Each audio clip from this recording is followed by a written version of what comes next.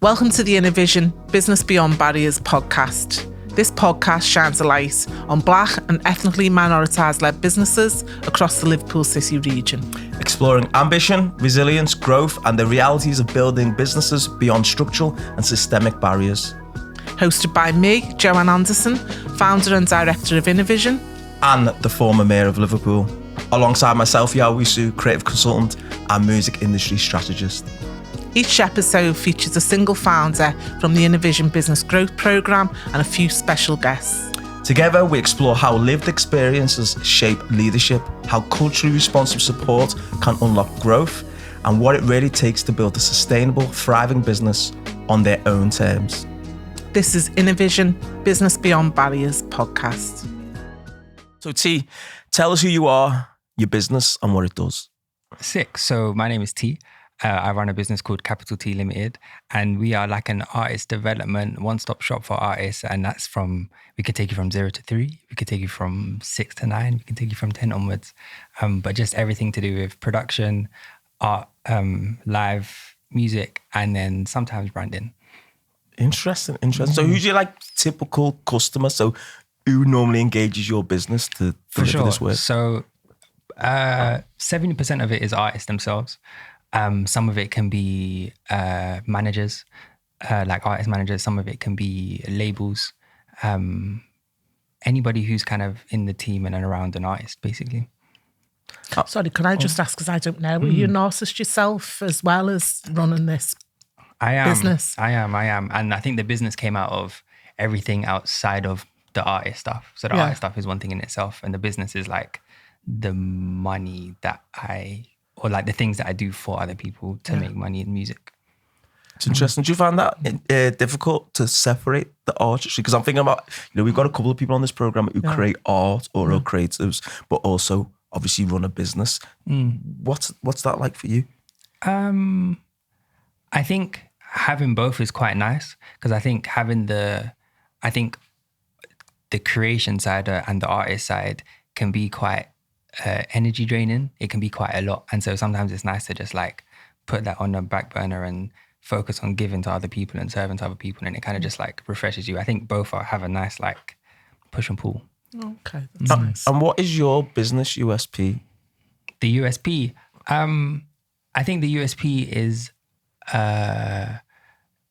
doing multiple things across the spectrum. So I think a lot of people in music either focus on the studio music production or they focus on the live show musical direction. And I don't want to say that there's a disconnect, but sometimes not having somebody that is over all of it means that you may not have the same conversations and the same intention when you do both things. So I think what I'm trying to do is just fill the gap a little bit and be like, oh, cool, we can have a lot of conversations about how you want to sound and how you want to come across as an artist. And that can translate directly to what it looks like on a live show without having to have the same conversations again and making sure the same intentions are right. And if that makes sense. Makes perfect sense. So from a business growth perspective, I suppose for an artist, you've already put your feet in that territory because you've created a business as well. So what is business growth to you? What does it mean? In 12 months' time, you look back, what would be success for you? Is it new customers? Is it new markets?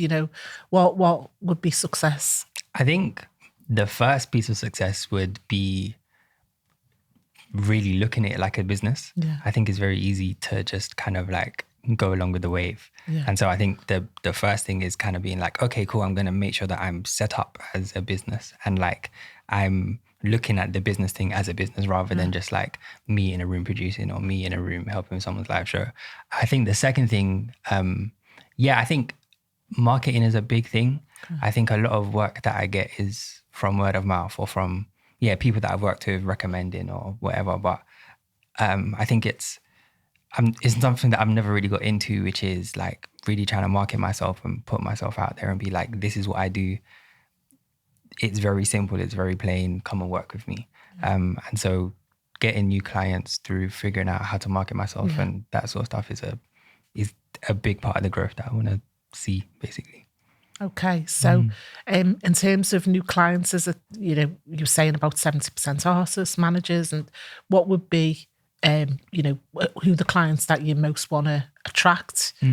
I think I would like to do less artists themselves and more labels and management and like the team around it, because then it's a label might have 5 artists. Do you know what I mean? So if I can focus on getting more just better relationships with them, then there's more work.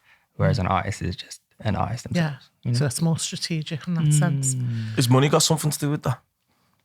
Like, is it? And I'm not saying it, but for businesses in cash, they need to be able to fund it. I assume there's a massive difference between directly working with artists and working and being brought on by artist teams, especially like major labels, etc. Yeah, definitely. I think it is a little bit more sustainable. It means that you can probably work less, but make same or more amount of money. But they're not. Depends who's the best payers. Because working with businesses, the government and local government can be the absolute worst in terms of payers, and you can wait 3 months instead of things. So it depends who pays. Sometimes the artists coming in and give you £150 for a day's better than waiting 6 months for like £5,000. But I must admit, I try and especially if we do events and someone's done the lunch and stuff, I just try and pay them straight away, because I just think the businesses just sit on cash, which is a nightmare. So from a business perspective then, and I know it's early days on the programme, but is there anything you've kind of learned so far that what's been good for you so far? One thing is really figuring out what my USP is, and putting time into figuring that and working out what that is as a sentence, so that like you just know who you are as a business. I think that was one thing that I took away. And another thing was being confident in what you do. I think it's very easy for you to look at your track record and go, oh, well, I've done that, but because I did it, it's fine. But I think having to almost say it in front of people and like write it down, it just affirmed that like, oh, I should be where I'm supposed to be. I've done this and I've done that. And like, just having that knowledge helps you just move forward. It helps you move differently in rooms and that sort of thing. So this was the pitch training you've done last week with a group of other participants of the programme, getting the feedback from others, I think, because I sort of said for the first time, I really understand what you do now, because it was the way you were communicating it. But I also was very blown away, and I don't think I got that from you before you communicate it in that way. So what else do you need? Some of the things around, I've mentioned previously, people from Black and ethnic minoritised communities, fail at business more. They do less well, but they're highly educated, but not always in business skills. So is there anything from, market and financial literacy, understanding how you get your message across and things? Is there anything that we could do more for you? Because the programme's quite short, it's only 6 months. I think financial literacy is a good one. I think even in the pitch training, I was doing it, and one of the people we were doing like peer-to-peer, and one of the people said, oh, when you started talking about finances, your voice went quiet and you started to like slouch over a little bit. And I don't know if you realized that. And so being able to understand just how money works, be more comfortable around it, being comfortable with like, oh, these are my prices, this is how to say it, this is how to get it across. All that sort of stuff would be really good, because I think that's something that like, it's really common. If I could leave anyone with anything out of business programs, it's not that people can't add up or they don't know maths. And even I nearly done an accountancy degree years ago. I think I think I'd be all right now if I'd done that. But it's not that I don't understand it. It's applying your own mind to your own finances when it's an emotional thing, talking about finances and money. We've read a book, haven't we, by a guy called Eric Collins, who's talks about like there's no black billionaires, and he gives examples from time, and in terms of wealth building within Black communities, what Black people leave when they die compared to what the white counterparts leave. So just that conversation about, I want money, I need to live, we're really uncomfortable, especially when you've got like a creative passion as well. And same with me, working around equality, I want to do good. It's not just about money, but actually being able to articulate what your money is. And it's subjective, isn't it? The whole thing with business and being entrepreneurs, essentially, which even if we don't want to call ourselves, in the sense that we are, it's going and saying, this is the best product, but it's not an objective measure. It's actually, this is about, because the way I've designed it, like you were talking about, you know, your ability to take a client through a process of getting them to do better in the studio in terms of recorded music, which is really important, but taking it to live. And you know that's got big value because of the experiences you've had and you've seen it work. For someone else, they just might not get it, or they might think someone else, their best mate, can do it, because it's like, surely that's not that hard. So being able to kind of go, this is what I do, but this is, I'm going to charge a premium for it because it deserves it. It's quite hard, knowing your value and, you know, getting that feedback about your value as well. You know, other people giving you the feedback that you need to tell you, because it is, because, you know, at the end of the day, you go home to you, don't you? And I think it's hard to sometimes recognise the achievements you've made and what you've done. What kinds of barriers and challenges have you faced in your career? Have you, you know, sometimes, you know, people from Black and ethnically minoritised communities will be perceived differently or have to try harder. Music industry is a kind of an industry where there's, I suppose, there's sort of good representation from an artist perspective. But is there any barriers you think that you faced, or any barriers relating to race? For sure.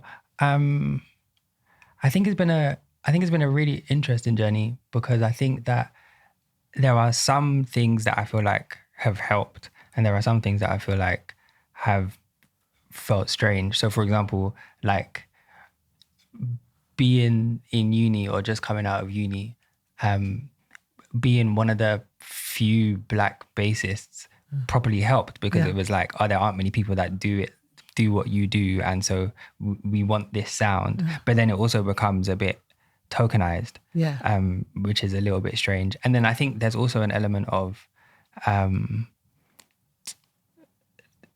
like, because of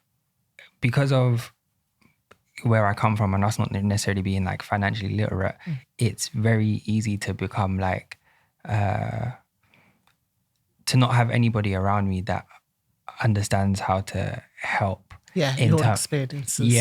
And so in terms of like, oh, this is how you build a studio, this is how you do that in a way that makes it make sense. It feels very much like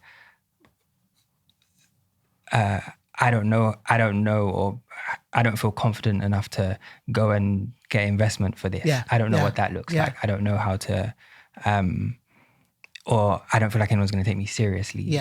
Sort of. No, and I've spoke to other musicians as well, funnily enough, who said that sort of thing, like the way to get it done in the city, they haven't got the confidence to be in them rooms and say absolutely. So the white counterparts have been okay with that. And it's not necessarily that all white people feel that way. There's barriers. You find that with men and women, isn't it? Like a lot of women struggle to have the confidence to go, I can go in that room and I can promise something and it may fail, but I'll be, like a lot of men will go in a room and feel like, I can fail many times. I'm not bothered. Some of the barriers are really real. You know, if you are a woman, we were talking about it in pitch training, if you are a woman, you'll get asked different questions than every man if you're doing pitch training. You know, those barriers are real. It's not that they're imagined. And, you know, what looks easy for someone else or straightforward. So I absolutely get that. But it's funny that a few musicians, and I suppose I don't know, the periods can tell me really about the music industry. I would have said, you know, being Black in the music industry would add some level of credibility.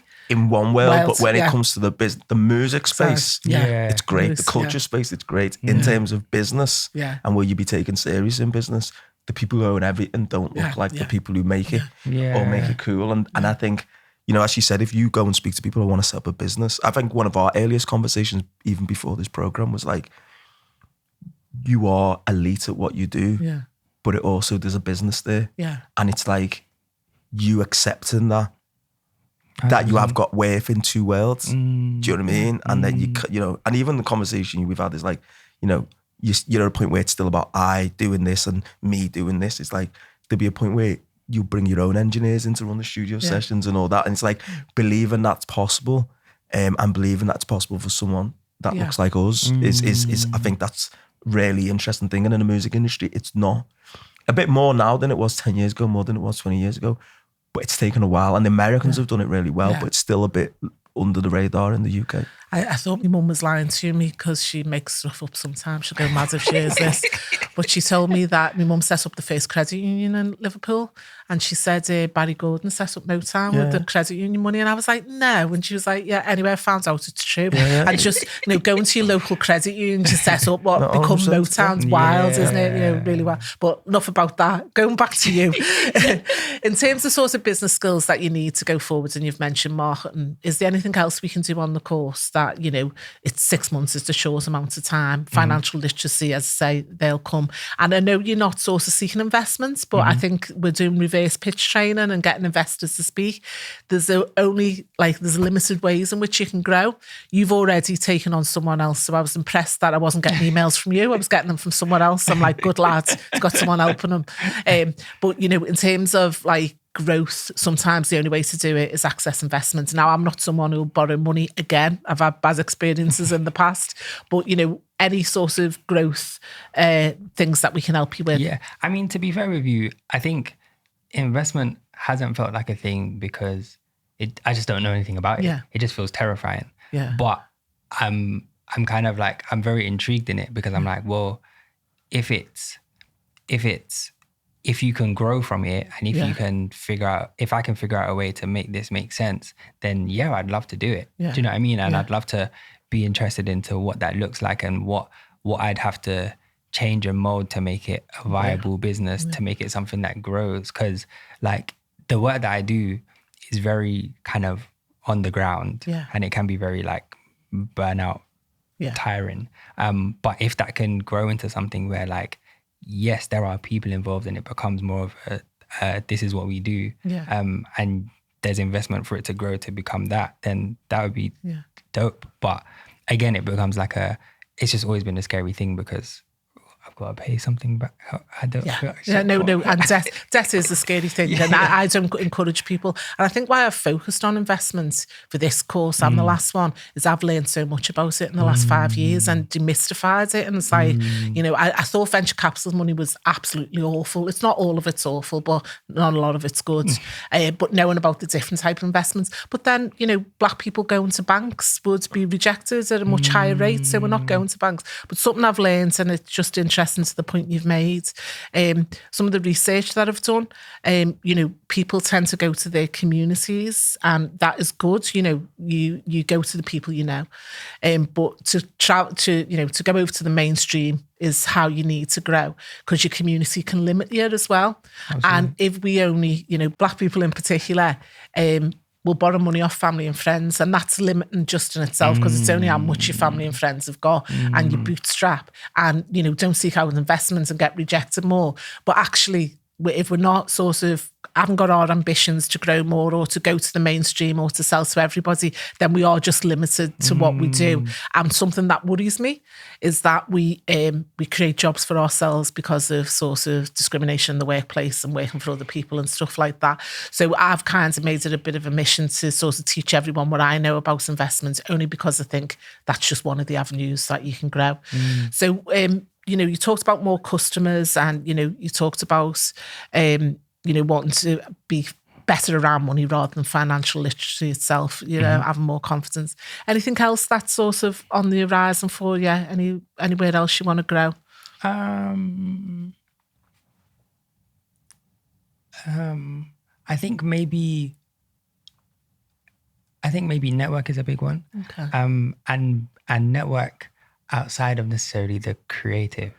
Okay. But finding, for example, I had a conversation with someone on the cohort about not necessarily making a song, but making some sort of sound design for their website and for what they do. And it's things like that. That's okay, maybe that's a bit out of the remit of what I normally do, but there's a whole world of work. People, and so I just don't know what that could be. So maybe just building the network out in terms of I think, especially the stuff that I do as a musician and a producer can feel, because of the fees and whatever can feel very much like an island. Yeah. So kind of just like trying to branch out and be like, oh, cool, there's work for everybody here. That gives me all a warm, glowy feeling, you know. When our participants start working together, I get a warm, glowy feeling, and it's good. And I like that you say that. It's important to network within your own sector, obviously. But one of the things I like about the course that some people have described, and I don't know whether you feel it, they feel that's a little bit like home. They can go back to this group and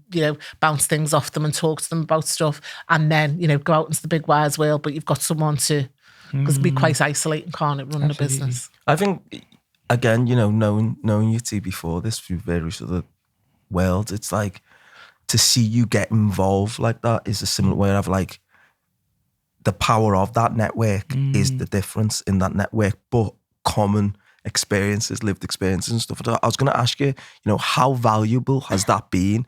Now, if this was, a normal business growth program that wasn't around certain minority-led organizations or whatever, or if it was just a strict, like venture like hard cash type thing, would it work as well for you? Is there something unique about this program that's made you get really involved and feel quite empowered? Yeah, I think this program is, it almost feels like, how do I explain it? It almost feels like this is a way in. This is a way to understand where it actually is. And it's tough and it's uncomfortable, but it's not overwhelming. Yeah. And I think for me, it feels like I didn't really know what to expect from the first residency, but I left it being like, there's so much I can do. And there's so much that like I don't know. So there's so much that I'm intrigued about, which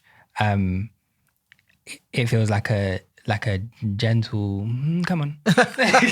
And a safe space, I guess, for that. It's my tough motherly love, isn't it? I just, in terms of you getting pushed, you're getting made to do stuff, but in a gentle way. I don't like being called mother, and I don't like someone thought I was Yaw's mother. I wasn't impressed with that at all. But I then know I'm going into mother mode sometimes with thingy. But you have really engaged in it, and then you can see, for us, you can see that you're engaged and you want to know more and want to learn more and stuff. And, that's what we want you to get out of it. And I think, the course is diverse, the participants are diverse. Absolutely. And age, I don't know how old you are, T, but you're quite young compared to some other people. And then when I see you sitting there engaging and getting on and helping each other, I really, I get a lot from that, because I just think, you're fully committed to getting the most out of it, which is great. What have you learned about yourself through this program? So like you're taking a lot of information from outside, mother over here, might tell you to sit up straight or whatever. But like, and you're learning from your peers. But what have you like learned about yourself? Like when you look in the mirror at 4 a.m. in the morning, what are you getting? I hope you're not up at 4 a.m. I think the first thing is you've done a lot, so be confident in yourself. And I think sometimes it just says taking it out. It just takes saying it out loud. Yeah. To like understand. Yeah. I also think that I've learned the things that I'm uncomfortable with. And I think that's important, because that's the place that you grow. You start to realize like, oh, this thing I'm not actually great at. Yeah.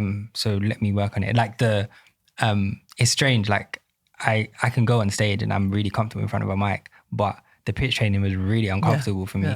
But I'm shocked you turned up for that. I'm shocked he turned up for that. When you said I was like, go T. Go on. Fair. Because I knew it'd be uncomfortable. Yeah. Do you know what I mean? But also, like, I was in the hotel room, like, after the first day being like, okay, well, how do you actually be good at it then? Yeah. Do you know what I mean? Like, what is it that you need to do? And where are you struggling? Like, what is the problem? And so I think just taking a lot of those, like, okay, this is uncomfortable and this is hard, but like, I know what I'm not good at. Yeah. So learn to be good at it. Yeah. And I think I have that sort of mentality towards life anyway. Like I'm very much like I just love to learn things. Yeah. So, but I don't often get in a place of uncomfortability. And not everyone's good at that and taking it back. I remember when I used to do a lot of training, and paper evaluation fund. Back in olden times, we used to have paper. But I'd flick through everyone saying this was a great course. Like, I wasn't interested in this was a great course. And any bit of negative feedback or constructive feedback, that was the bit that was going to make me make the course better. And so I sought that out. I think things with public speaking, and something else around business that I think I'm certainly guilty of. I feel like I have to be good at everything. And I'm a generalist anyway, you know, I can generally do a lot of different things. But I've tried to tell myself lately, if I can pay someone else to do it, get that done so you can concentrate on things you're really good at. Not like, you know, I don't need to be a good bookkeeper just to, you know, there's computer accounting software packages that do it. I don't need to do it. Leave it with the accountants and just... But there's some things like being able to talk about your business and present yourself. There's no one better than you to do it. No, you can have other people doing it, can't you? But there's no one better than you to do it. And so, you know, knowing that that's the thing you have got to step up on. You know, I don't think I particularly need to be good on accounts and finance. And I'm a bit lazy about it, to be honest. But it's because I can outsource it. Can't outsource the selling your business if you want to do it well. Yeah. Especially when it's such personal services business, it's like it's key that you know it inside out. Absolutely. You've got the passion, you've got the understanding, etc., etc. So, T, what advice would you give to another Black founder at early stage of their career about kind of developing the business? Get your limited company. Just get it.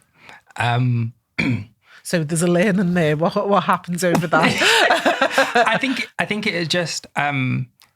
I think there's a mental thing that kind of makes you go, okay, cool. It's bigger than business. Me. Yeah, it's and also I'm taking myself seriously. So you have to take me seriously. Yeah. I think there's a big thing there. Also it's just better for the money, you know? Yeah. What would I say? I think I would say develop and keep the relationships. I think kind of every relationship where you're in, even if it's just for a day, for a whatever, like develop that, stay on that, make sure that those people stay close or connected. And I think I would say try and find programs. I think only in the last maybe couple of years has only been the time that I've started to like look at and see these programs and seeing how beneficial they are. So I'm kind support externally. Yeah. So go and find them and join them. I'm very jealous of Khan, who's like 18, right? Yeah. And I'm like, oh. You knew that. Well, I didn't have that with business when I was younger. And, you know, the feedback I give to policymakers is it's not one programme. You know, you need programmes to go on throughout your journey and you need to have the right support at the right time kinds of thing. Yeah. But 31's still good to have learned. I didn't go on any programme until. I know. But I was going to ask them because, and Joanne, you brought it up, it's like, if you had to then speak to like decision makers and funders, you know, from that level they're at in terms of like, what should they be doing to support businesses like you? Like, what would your advice to them be? Put the money in the bank account. Don't worry about the program, just turn out cash. No, I think. Because they could do it differently. They could be like, oh, we're just going to set our own up. But like, what is the importance of them supporting programs like this, like Power Up, and the ones that are like really targeted, maybe, as opposed to just... Well, I think it's more that this is for people who don't know and need the help. And I think that like people who know that it's already there probably need the help less. Yeah. Do you know what I mean? So I'm like, if you actually want to make some sort of change and like change the statistics a little bit, you've got to find the people who actually need the help so that they can do more. Otherwise, it's just going to be circulating in the same ecosystem. Thank you. I was going to say sphere, but I don't like the way I say it. So like I've got false teeth, sphere. So, you know, you're from London and you work in Liverpool. Is there anything different about how you build relationships and stuff? In my sector particularly, I find it hard to connect with people in London. Same way I do in Liverpool. I think we're a little bit more relationship basis and less transactional. Is there anything, you know, different about working up here, or is it, you know, especially because you are from London, so you can...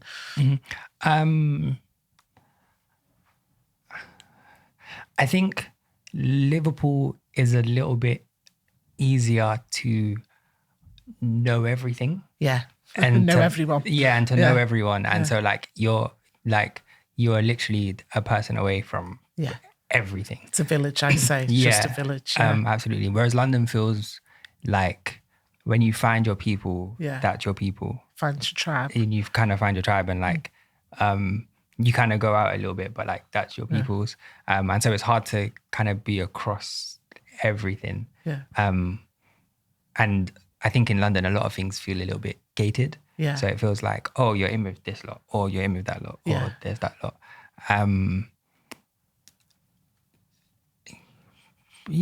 But I think the difference in London, and we were having this conversation the other day, is that like you don't know who you could meet, and that person could be like superstar. Absolutely. Like I remember, I can't remember how old I was. Maybe I was like 17, 18, and my uncle took us to this bar.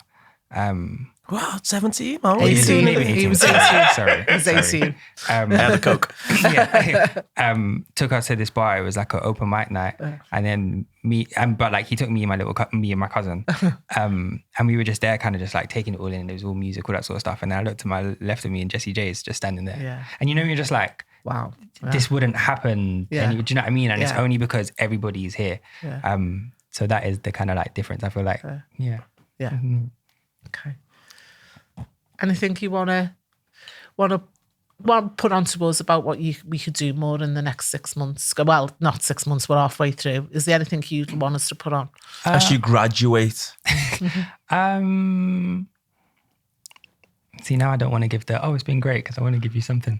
Well, listen, for the graduation event, it was just going to be a graduation event and everyone was getting a bursary. And then someone said something the other week and I was going, no, you can pitch for your bursary, even though you're getting the bursary anyway.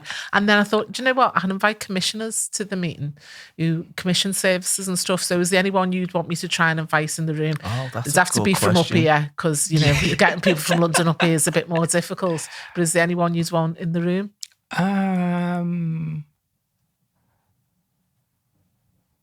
That's a great question. I don't know. Who holds the purse strings from an industry perspective? I mean, I guess the thing that I might have said is like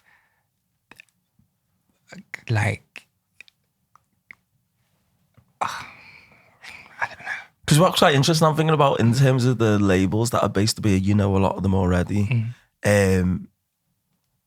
But okay, well then maybe it's that though. Maybe it's like representatives from them. So like a Modern Sky and a EMI North and festival programmers and like just... Festival we can but ask, can't we? Yeah. Yeah. I think we can do that. Yeah. I think we can get some of those people there. Yeah. What's next for you? Like, what does the next 6 months, a year look like?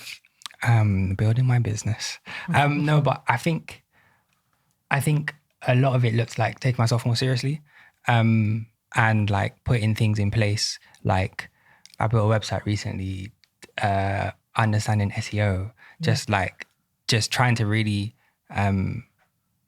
like look at it like a business and move in that way. Yeah.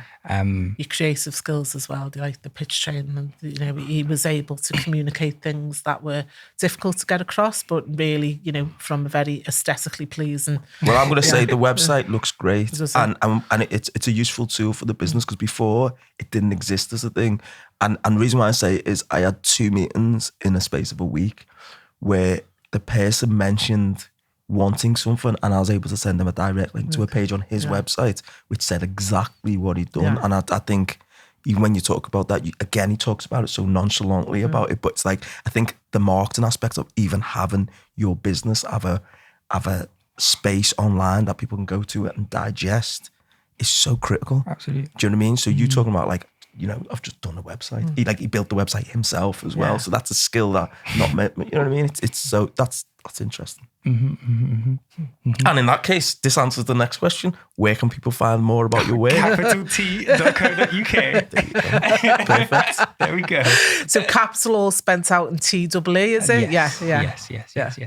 Because that sounds like just T. Sorry, no, capital T. Communicate.co.uk. You can even shoot me a little message on there. Do you know what I mean? Yeah. Perfect. Yeah. Thank you, T. Thanks, T. Thank you for having me. Thank you for tuning in to the Innervision Business Beyond Barriers podcast. If you enjoyed this episode, you can check out more on the Innervision YouTube channel. The business programme itself was commissioned by the Liverpool City Region Combined Authority Race Equality Hub, and this podcast is produced by Nothin but the Music.